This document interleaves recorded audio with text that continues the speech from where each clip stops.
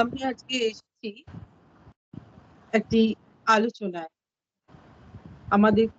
আমার সঙ্গে আছেন বিশিষ্ট একজন বাংলা গ্রন্থের লেখক, যিনি অবচেতন মনের আরোগ্যের বিষয় নিয়ে একটি গ্রন্থ লিখেছেন এবং পরিসংখ্যান বিশেষজ্ঞ তিনি। তার নাম নিরুপম বন্দ্যোপাধ্যায়। আমাদের জন্ম মৃত্যু এই দুটি জিনিসই আমাদের কাছে ভীষণ রহস্যের। জন্ম হলেই মৃত্যু অবশ্যম্ভাবী, আর জন্ম পরেই মৃত্যু, আবার মৃত্যুর পরেই জন্ম।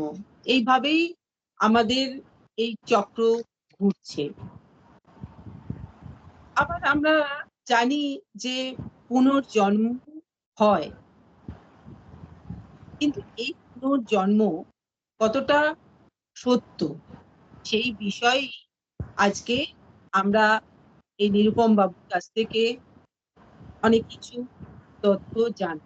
তাই প্রথমেই এই পুনর্জন্মের এই সত্যি কি পুনর্জন্ম হয় সেই বিষয়েই প্রশ্নটা রাখলাম। হ্যাঁ, বলুন আপনি যে এই পুনর্জন্ম এটা কি সত্যি হয়? আচ্ছা, এ ব্যাপারে সত্যতা নিয়ে তো ভারতবর্ষের 4টে ধর্মই দাবি করেছে, যেমন হিন্দু ধর্ম, বৌদ্ধ ধর্ম, জৈন ধর্ম দাবি করেছে যে পুনর্জন্ম হয় এবং প্রত্যেক প্রাণীরই হওয়ার হয়ে চলেছে। তো এই দাবিটা বহুকাল থেকেই ভারতবর্ষে আছে। প্রাচীন ভারতে হিন্দু ধর্ম, জৈন ধর্ম দাবি করেছে এবং বৌদ্ধ ধর্মও আছে, আর সাম্প্রতিককালে শিখ ধর্ম দাবি করেছে। কিন্তু এটা তো ধর্মীয় দাবি। এখন বর্তমান যুগ হচ্ছে যুক্তিতর্কের যুগ, বা পাথুরে প্রমাণের যুগ, বা বিজ্ঞানের যুগ। তা এই এখনকার পরিপ্রেক্ষিতে জিনিসটা সত্য কিনা এই প্রশ্নের উত্তর দিতে গেলে শুধুমাত্র ধর্মের দৃষ্টিকোণ থেকে উত্তর দেওয়াটা যথেষ্ট হবে না। হ্যাঁ, কারণ কেউ হয়তো ধর্মের দাবিকে বিশ্বাস করতে চাইবে না, সে বিকল্প দৃষ্টিকোণ থেকে জিনিসটাকে জানতে চাইবে। তা সেই বিচারে আমি বলতে পারি যে এখনকার যে বিজ্ঞান বা অফিসিয়াল সায়েন্স, তাতে জিনিসটা এখনো পর্যন্ত প্রমাণিত হিসেবে ধরা হয়নি। হ্যাঁ, তবে অফিসিয়াল সায়েন্স এই নিয়ে খুব গবেষণা করছে, এইটুকু আপনাকে বলতে পারি। আচ্ছা আচ্ছা, মানে এটা মানে আছে, মানে পুনর্জন্ম হয়, কিন্তু সেটার বিষয়ে মানে গবেষণা চলছে, কিন্তু সেটার সত্যতা সম্পর্কে মানে আপনার বলছেন যে এটা এখনো প্রতিষ্ঠা পায়নি। প্রতিষ্ঠা বলতে প্রমাণিত হয়নি অফিসিয়াল সায়েন্সের দৃষ্টিকোণ থেকে, বা আজকের যুগে যেটাকে বিজ্ঞান বলে মনে করা হয় সেই বিষয়ের দৃষ্টিকোণ থেকে জিনিসটা এখনো প্রমাণিত পর্যায়ে আসেনি। তবে আচ্ছা প্রমাণের দিকে এগোনোর অনেক চেষ্টা হয়েছে এবং গবেষণা খুবই চলছে।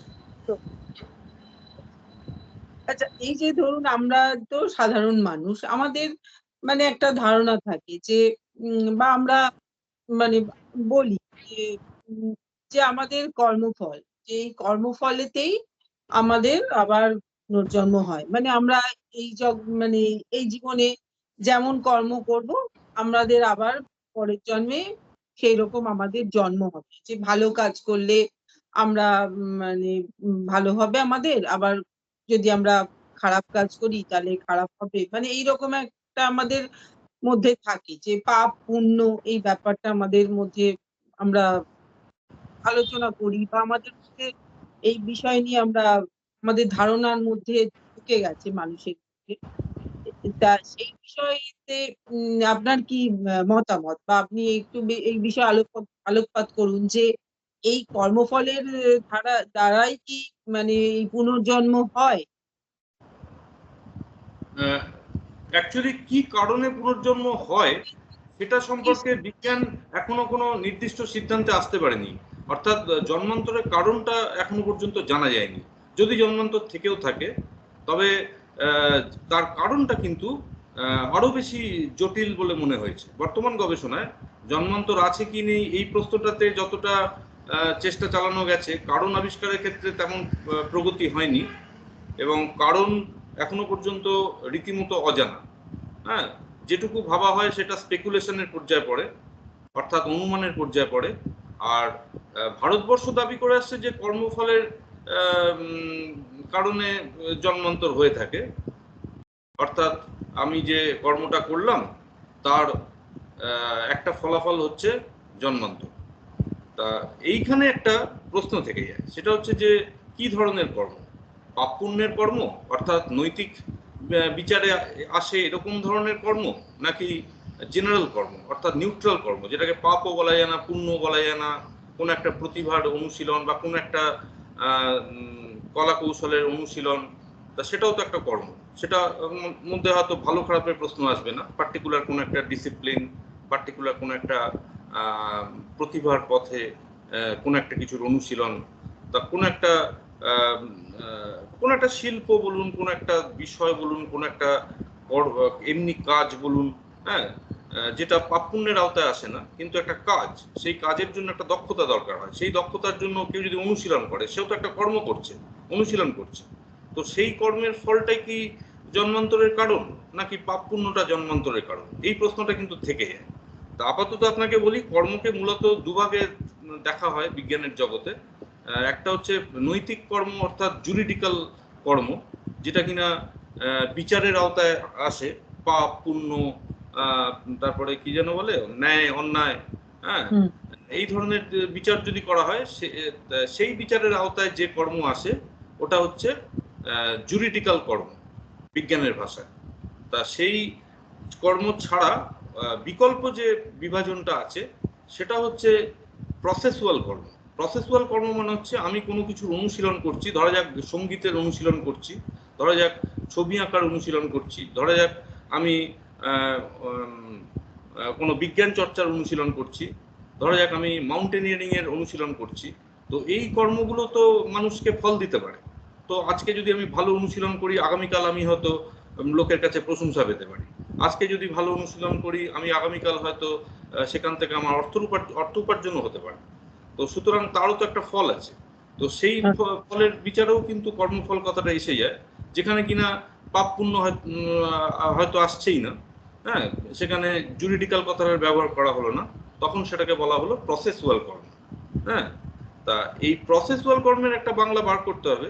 আমি তো জুরিডিক্যাল কর্মের বাংলা দিয়ে দিচ্ছি নৈতিক কর্ম, আর প্রসেসুয়ালটাকে বলতে পারেন অনুশীলন কেন্দ্রিক কর্ম।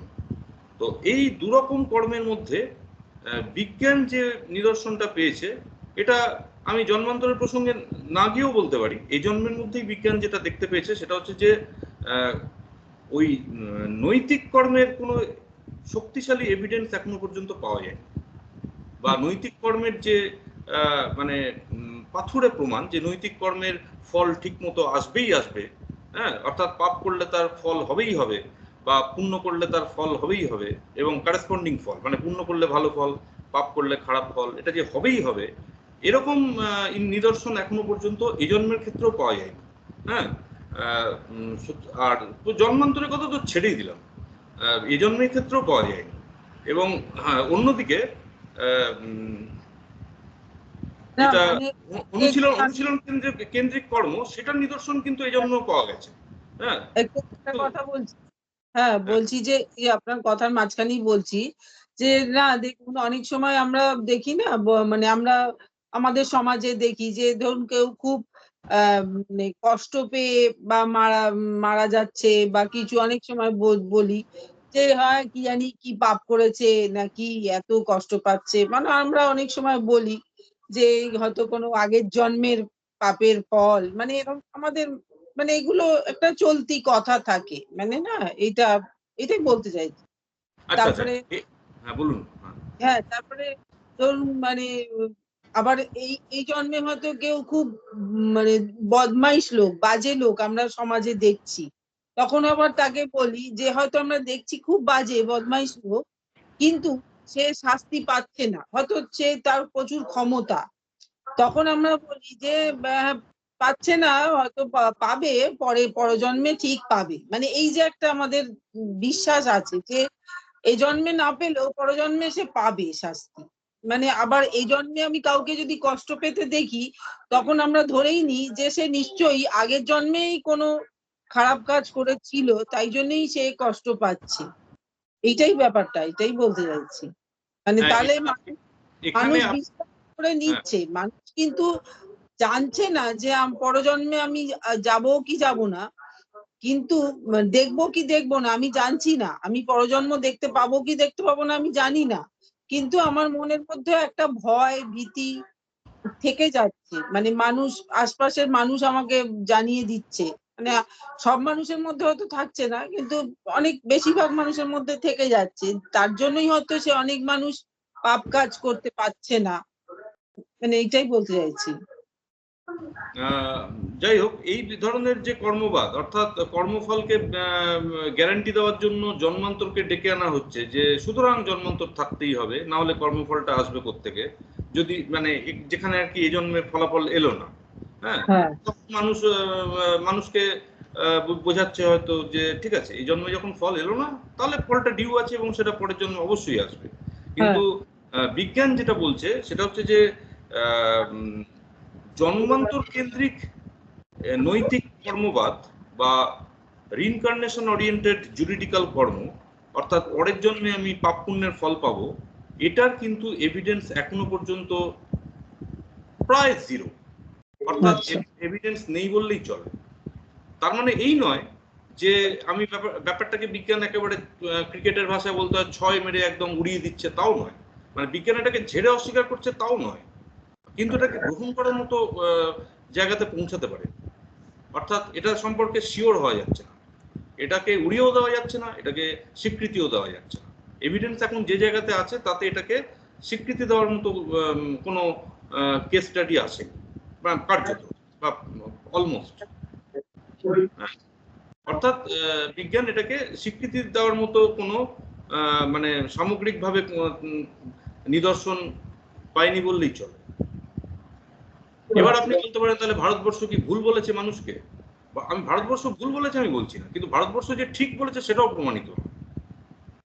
আরেকটা কথা বলি, এই যে আমরা মানে জন্মান্তর কেন্দ্রিক কর্মবাদের ক্ষেত্রে তাও আবার নৈতিক কর্মবাদকে ডেকে আনছি, হ্যাঁ, এই বিশ্বাসটা কিন্তু হিন্দু, বৌদ্ধ, জৈন আর শিখ ছাড়া পৃথিবীর কোনো 5 নম্বর কালচারে এটা নেই। আমি যতদূর খবর পেয়েছি যে এই ভারতবর্ষের এই 4টে ধর্মকেন্দ্রিক যে কালচার আছে, হিন্দু কালচার বলুন, বুদ্ধিস্ট কালচার বলুন, অরিজিনালি বুদ্ধিস্ট কালচার তো ইন্ডিয়ান কালচার, তারপরে তো জাপান টাপানে শ্রীলঙ্কাতে স্প্রেড করে গেছে বুদ্ধিজম। মোট কথা পৃথিবীতে যেসব অঞ্চলে এই 4টে ধর্মকেন্দ্রিক কালচার আছে, সেই সব অঞ্চলের বাইরে পৃথিবীর অন্য কোনো জায়গাতে এই ধরনের কর্মবাদকে লোকে মানে ছুঁড়ে ফেলে দেয়, মানে লোকে এটা নিয়ে ভাবেই না। অর্থাৎ হিন্দু সমাজের বাইরে এটাকে নিয়ে লোকে ভাবে না, বৌদ্ধ সমাজের বাইরেও কেউ ভাবে না, শিখ সমাজের বাইরেও ভাবে না, জৈন সমাজের বাইরেও ভাবে না। আপনি একটা খ্রিস্টানের কাছে যান, আপনি একটা ইহুদির কাছে যান, তারা কখনো এই ধরনের কর্মবাদের কথা উচ্চারণও করবেন, মানে যদি সে সত্যিকারের খ্রিস্টান এবং ইহুদি হয়ে থাকে। হ্যাঁ, সুতরাং এই 4টে সংস্কৃতি বা ধর্মকেন্দ্রিক কালচারের বাইরে পৃথিবীর অন্য কোনো অঞ্চলে এই ভারতবর্ষের এই জিনিসটা নিয়ে মানে একদম গুরুত্বই দেওয়া হয় না। আচ্ছা, আমি পরের প্রশ্নে যাই, যে এই পুনর্জন্ম, যে আমার অকাল মৃত্যু, মানে ধরুন সে অল্প বয়সে কোনো রোগের কারণেও মারা যেতে পারে, বা কোনো অপঘাতে তার দুর্ঘটনা হলো, তাতে মারা গেল, তাহলেও কি এই তার পুনর্জন্ম হতে পারে? মানে আপনার অপঘাতে মৃত্যু না হলেও পুনর্জন্ম হয়, অপঘাতে মৃত্যু হলেও পুনর্জন্ম হয় জেনারেলি। একইভাবে অল্প বয়সে মৃত্যু হলেও পুনর্জন্ম হয়, অল্প বয়সে মৃত্যু না হলেও পুনর্জন্ম হয় জেনারেলি। জেনারেলি কথাটা এই কারণে বললাম, যদি কোনো ব্যক্তি জন্মান্তর চক্র থেকে বেরিয়ে আসার ব্যাপারে মানে ব্যুৎপত্তি অর্জন করে থাকে, অর্থাৎ যেটাকে বলে মানে বিশেষ ক্ষমতা, জন্মান্তরকে আটকানোর ক্ষমতা, সেরকম জায়গায় যদি কেউ পৌঁছাতে পারে, ভারতবর্ষে ওটাকে নির্বাণ বলা হয়, সিদ্ধি বলা হয়, মোক্ষ বলা হয়, এরকম টার্মিনোলজি আছে। তো ওই ধরনের লেভেলে যদি কেউ পৌঁছাতে পারে সেক্ষেত্রে তার জন্মান্তর হবে না। হ্যাঁ, কিন্তু আদারওয়াইজ অপঘাতে মৃত্যুতেও জন্মান্তর হবে, না হলেও হবে, অল্প বয়সে মৃত্যুতেও জন্মান্তর হবে, না হলেও হবে। হ্যাঁ, তবে এই যে ব্যাপারটা, এটা হচ্ছে অ্যাকর্ডিং টু জন্মান্তর যারা বিশ্বাস করে তাদের মত অনুযায়ী। অর্থাৎ আমি যেটা বললাম উভয় ক্ষেত্রেই হবে, আপনি যে কন্ডিশন দিলেন সেটা না হলেও হবে, হলেও হবে, এই যে উভয় ক্ষেত্রেই হবে, এই সিদ্ধান্তটা তারাই টেনেছে যারা জন্মান্তরের সপক্ষে বিশ্বাস পোষণ করে। মানে আপনি যে আগে বলেছেন যে বৈজ্ঞানিক দিক থেকে যেটা ভিত্তি নেই সেটা তারা মানে না আর কি। না, তারা উড়িয়েও দিচ্ছে না। বিজ্ঞান কিন্তু একটা ধূসর অঞ্চলে আছে, বিজ্ঞান কিন্তু জিনিসটাকে উড়িয়ে দিচ্ছে না, অর্থাৎ কালো রং ঘোষণা করছে না, নেই নেই নেই একেবারে অন্ধকার, কালো রং ঘোষণা করছে না, আবার আছে আছে আছে স্বীকৃতি দিয়ে বসে পড়লাম, সাদা রঙও ঘোষণা করছে না। বিজ্ঞান ধূসর রঙের পথে চলে গেছে, অর্থাৎ ধূসর রঙে বর্তমানে অবস্থানরত। হ্যাঁ, বিজ্ঞান হয়তো চেষ্টা করছে সাদা বা কালো হয়ে যাক, কিন্তু বিজ্ঞান এই মুহূর্তে সাদা বা কালোতে পৌঁছাতে পারে।